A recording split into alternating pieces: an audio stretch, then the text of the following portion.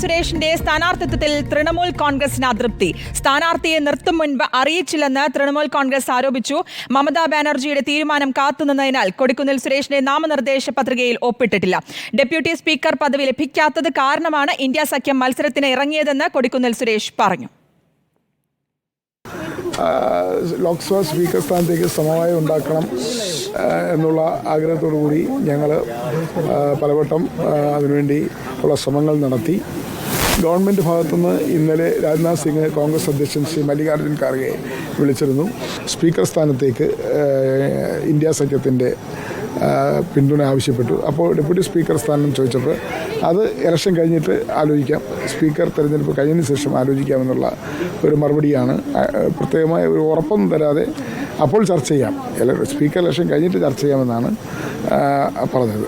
അത് സ്വീകാര്യമായിരുന്നില്ല. അതുകൊണ്ട് പിന്നെ നോമിനേഷൻ കൊടുക്കാൻ വേണ്ടി തീരുമാനിച്ചു. അതിൻ്റെ അടിസ്ഥാനത്തിൽ 11 ഞാൻ സ്പീക്കർ സ്ഥാനത്തേക്ക് നോമിനേഷൻ നൽകി. ഓം ബിർളയാണ് NDAയുടെ സ്പീക്കർ സ്ഥാനാർത്ഥി. ശരത് കെ ശശി നൽകും വിശദാംശങ്ങൾ. ശരത്ത്, സ്പീക്കർ സ്ഥാനത്തേക്ക് ഒരു മത്സരം നടക്കുകയാണ്. ഈ ഘട്ടത്തിലാണ് ഇപ്പോൾ തൃണമൂൽ കോൺഗ്രസിന്റെ ഭാഗത്തുനിന്ന് ഒരു അതൃപ്തി ഉണ്ടായിരിക്കുന്നത്. എന്താണ് അതൃപ്തിക്ക് കാരണമായിരിക്കുന്നത്? വിവരങ്ങൾ. പെട്ടെന്നാണ് കൊടിക്കുന്നിൽ സുരേഷിനെ ലോക്സഭാ സ്പീക്കർ സ്ഥാനത്തേക്ക് ഈ കോൺഗ്രസ് പ്രഖ്യാപിച്ചത്. ഡെപ്യൂട്ടി സ്പീക്കർ സ്ഥാനത്തിന്റെ കാര്യത്തിൽ പ്രതിപക്ഷത്തിന് ഉറപ്പ് ലഭിക്കാത്ത സാഹചര്യത്തിലാണ് അത്തരമൊരു മത്സരത്തിന് കളമൊരുങ്ങുകയും ചെയ്തത്. ഈ കൊടിക്കുന്നിൽ സുരേഷിന്റെ സ്ഥാനാർത്ഥിത്വം സംബന്ധിച്ചിട്ടുള്ള ചർച്ച അത് തൃണമൂൽ കോൺഗ്രസുമായി നടത്തിയിട്ടില്ല എന്നുള്ളതാണ് തൃണമൂൽ കേന്ദ്രങ്ങൾ വ്യക്തമാക്കുന്നത്.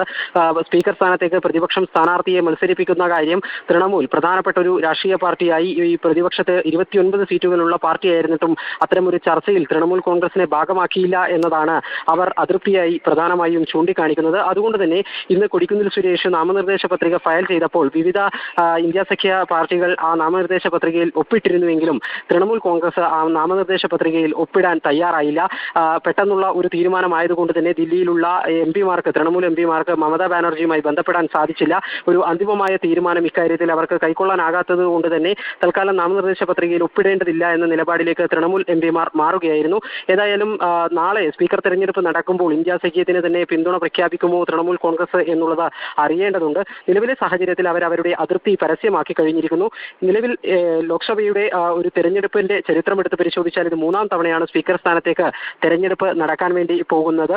ഇന്ന് പ്രതിപക്ഷം പ്രധാനമായും NDAക്ക് മുന്നിൽ ഉന്നയിച്ചിട്ടുണ്ടായിരുന്ന ഡിമാൻഡ് എന്ന് പറയുന്നത് ഡെപ്യൂട്ടി സ്പീക്കർ സ്ഥാനം കീഴ്വഴക്കമനുസരിച്ച് പ്രതിപക്ഷത്തിന് നൽകാൻ തയ്യാറാകണം. അങ്ങനെയാണെങ്കിൽ സ്പീക്കർ സ്ഥാനത്തേക്കുള്ള NDA സ്ഥാനാർത്ഥി ഓം ബിർളയെ എതിരില്ലാതെ തെരഞ്ഞെടുക്കാൻ തയ്യാറാണ് എന്നതായിരുന്നു പ്രതിപക്ഷത്തിന്റെ നിലപാട്. പക്ഷേ ഇക്കാര്യത്തിൽ NDA വ്യക്തമാക്കിയ കാര്യം ആദ്യം സ്പീക്കർ തെരഞ്ഞെടുപ്പ് നടക്കട്ടെ, ഡെപ്യൂട്ടി സ്പീക്കറുടെ കാര്യത്തിൽ പിന്നീട് ചർച്ചയാകാം എന്നുള്ളതായിരുന്നു. അങ്ങനെ വ്യക്തമായൊരു ഉറപ്പ് ലഭിക്കാത്ത ഒരു പശ്ചാത്തലത്തിലാണ് പ്രതിപക്ഷം ഏതായാലും മത്സരരംഗത്തേക്ക് ഇറങ്ങാൻ തീരുമാനിക്കുകയും ചെയ്തത്.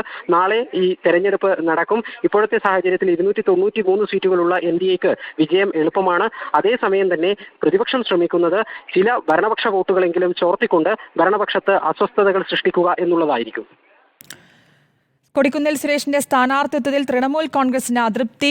സ്ഥാനാർത്ഥിയെ നിർത്തും മുൻപ് അറിയിച്ചില്ലെന്നാണ് തൃണമൂൽ കോൺഗ്രസ് ആരോപിച്ചിരിക്കുന്നത്. മമതാ ബാനർജിയുടെ തീരുമാനം കാത്തുനിന്നതിനാൽ കൊടിക്കുന്നിൽ സുരേഷിന്റെ നാമനിർദ്ദേശ പത്രികയിൽ ഒപ്പിട്ടിട്ടില്ല. ഡെപ്യൂട്ടി സ്പീക്കർ പദവി ലഭിക്കാത്തത് കാരണമാണ് ഇന്ത്യ സഖ്യം മത്സരത്തിന് ഇറങ്ങിയെന്ന് കൊടിക്കുന്നിൽ സുരേഷ് പറയുകയും ചെയ്തിരുന്നു. ശരത് കെ ശശിയാണ് വിശദാംശങ്ങൾ നൽകിയത്.